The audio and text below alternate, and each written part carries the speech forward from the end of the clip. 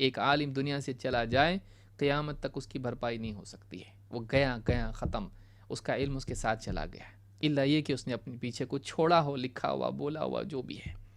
یاد رکھیں، علماء سے فائدہ اٹھائیں۔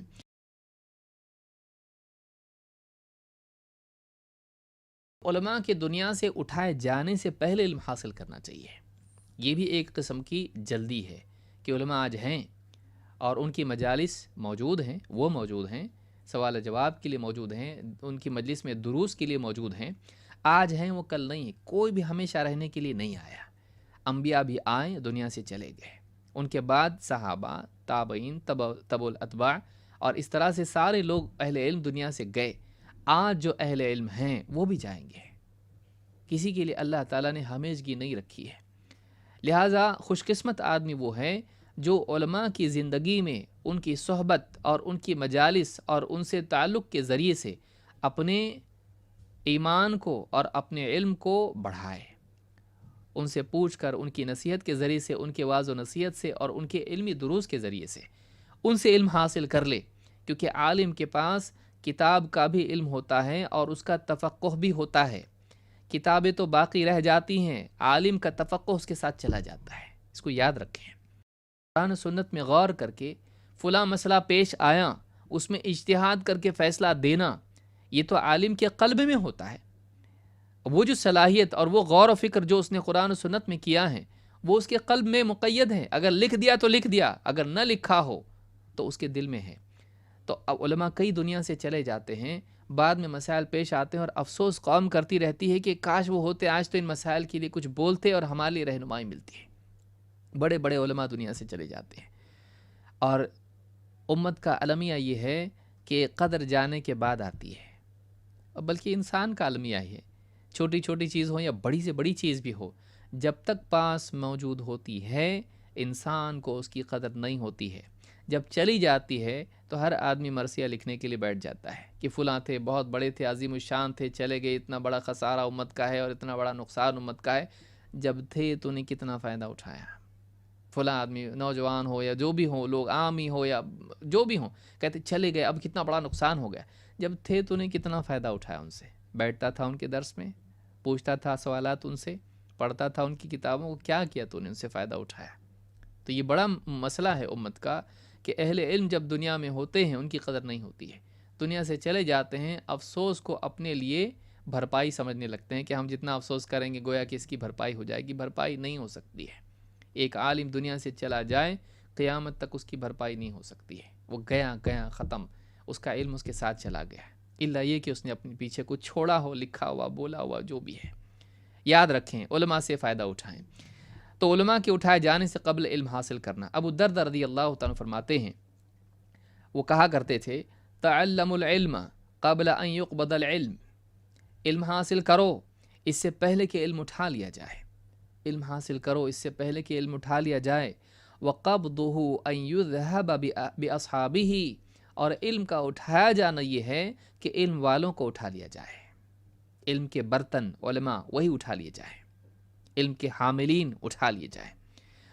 العالم والمتعلم شریکان فی الخیر، فرماتے ہیں کہ عالم اور عالم سے علم سیکھنے والا دونوں کے دونوں خیر میں شریک ہیں، وہ علم کے سیکھنے سکھانے میں لگے ہیں، دونوں خیر لوٹ رہے ہیں، سمیٹ رہے ہیں۔ وسائر الناس لا خیر فیہم، ان کے علاوہ سارے جتنے بھی لوگ ہیں ان میں کوئی بھلائی نہیں ہے، ان میں کوئی بھلائی نہیں ہے۔ آدمی اسی لیے یاد رکھیں، ہم یا تو وہ بنیں جو سکھانے والے ہوں اگر اللہ نے علم دیا ہے، یا پھر ہم وہ بنیں جو سیکھنے والے ہوں۔ اگر آدمی نہ سکھانے والا ہے نہ سیکھنے والا ہے تو ابو الدرداء رضی اللہ تعالیٰ فرماتے ہیں، وَسَائِرُ النَّاسِ لَا خَيْرَ فِيهِمْ، معلوم ہے کہ جو اپنے آپ کو علم اور اہل علم سے منقطع کر لے اس میں کوئی خیر نہیں۔ میری بات کو یاد رکھیں، جو آدمی اپنے آپ کو علم دین سے اور اہل علم سے، دین کا علم رکھنے والوں سے کاٹ لے، ان سے الگ ہو جائے، دور ہو جائے، اس میں کوئی بھلائی نہیں ہے۔ تو کہتے ہیں کہ وسائر الناس لا خیر فیہم، اور فرماتے ہیں ان اغنى الناس رجل عالم افتقر الى علمه فنفع من افتقر الیہ، کہتے ہیں لوگوں میں سب سے زیادہ غنی شخص وہ ہے جو ایک عالم انسان ہے، اور اس سے لوگوں کو اس کے علم کی ضرورت پڑے تو انہیں جو بھی علم کا محتاج ہو اسے علم سکھائیں۔ سارے لوگوں میں سب سے غنی شخص کون ہے؟ عالم، کہ لوگوں کو اس کے علم کی احتیاج ہو، ضرورت ہو تو انہیں علم سکھائے۔ وَإِنِ اسْتُغْنِيَ عَنْ عِلْمِهِ نَفَعَ نَفْسَهُ بِالْعِلْمِ، اور اگر لوگوں کو اس کی کوئی ضرورت نہ ہو، اگر لوگوں کو ضرورت ہو تو سکھائے، لوگوں کو اس کی کوئی احتیاج نہ ہو، مثلا کئی علماء ہیں اور لوگ دوسروں سے علم حاصل کر رہے ہیں، اس کی ضرورت نہیں محسوس کر رہے ہیں یا اس سے اعراض کر رہے ہیں، تو فرماتے ہیں کہ نفع نفسہ بالعلم، وہ اپنے آپ کو اس علم سے نفع پہنچاتا ہے۔ لوگ سیکھیں تو لوگوں کو پہنچاتا ہے، اور اگر اس سے کوئی سیکھنے والا نہ ہو، لوگ اس کو چھوڑ دیں، نظر انداز کر دیں، تو وہ اپنے آپ کو اس علم سے فائدہ پہنچاتا ہے، تدبر و تفکر کے ذریعے، خشیت و محبت کے ذریعے اللہ سے، اور اسی طرح سے اس کی تعمیل کے ذریعے سے، اس کی تجدید کے ذریعے سے۔ الذی وضع اللہ عز وجل عندہ، جسے اللہ تعالیٰ نے اس کے پاس دیا ہے، رکھا ہے۔ فما لی ارا علماءکم یموتون وجہالکم لا یتعلمون، ابو دردہ رضی اللہ عنہ فرماتے ہیں یہ کیا ہے، میں کیا دیکھ رہا ہوں کہ تمہارے علماء ایک ایک کر کے ان کی موت واقع ہو رہی ہے، ایک ایک کر کے دنیا سے جا رہے ہیں، اور تمہارے جاہل سیکھتے نہیں ہیں۔ میں کیا دیکھ رہا ہوں، یہ کیا برا منظر ہے کہ علماء دنیا سے ایک ایک کر کے جا رہے ہیں اور جہال ان سے علم حاصل نہیں کر رہے ہیں، علم سیکھ نہیں رہے ہیں۔ وَلَقَدْ خَشِيتُ أَن يَذْهَبَ الْأَوَّلُ وَلَا يَتَعَلَّمُ الْآخِرُ، کہا کہ فرماتے ہیں کہ مجھے اس بات کا سخت خوف ہے، اندیشہ ہے کہ پہلا طبقہ اہل علم کا چلا جائے اور ان کے بعد والا طبقہ ان سے علم حاصل کرنے سے محروم رہے، وہ چلا جائے اور یہ طبقہ علم اس کا حاصل نہ کریں، اور اس سے علم کا سلسلہ منقطع ہو جائے، وہ علم دنیا سے چلا جائے ان کے ساتھ جو ان کے دلوں میں تھا۔ عالم کا علم اس کے دل میں ہوتا ہے، قرآن و سنت کے نصوص اور ان کا صحیح فہم، غور و فکر کے نتیجے میں اللہ تعالیٰ جو حکمت عطا کرتا ہے، یؤتی الحکمت من یشاء ومن یؤت الحکمت فقد اوتی خیرا کثیرا، اللہ نے فرمایا کہ اللہ تعالیٰ جس کو چاہتا ہے حکمت عطا فرماتا ہے، اور اللہ جس کو حکمت عطا کرے اس کو بہت خیر کثیر اللہ تعالیٰ نے عطا کر دی۔ یا اسی طرح سے حدیث میں جیسے فرمایا کہ من یرید اللہ بہ خیرا یفقہہ فی الدین، اللہ جس کو دین یعنی جس کے ساتھ خیر کا ارادہ کرتا ہے اسے دین کی گہری سمجھ عطا فرماتا ہے۔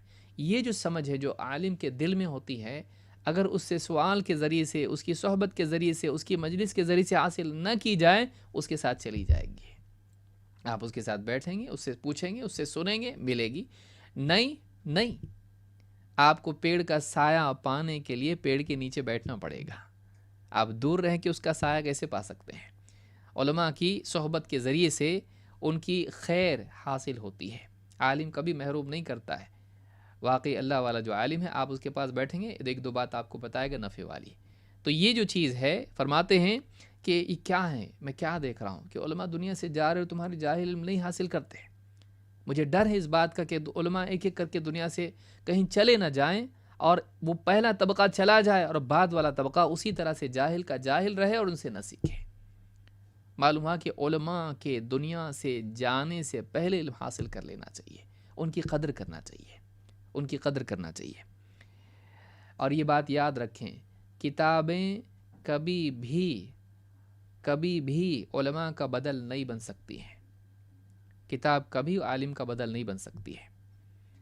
عالم ہوتا ہے کیونکہ اس کے پاس صحیح فہم ہوتا ہے۔ بعض اوقات آدمی کتاب پڑھتا کچھ ہے، سمجھتا کچھ ہے، آگے وہ بھی چیزیں انشاءاللہ آئیں گی۔ تو علماء کی قدر ضروری ہے، علماء کے جانے سے پہلے علم حاصل کیا جائے جلدی۔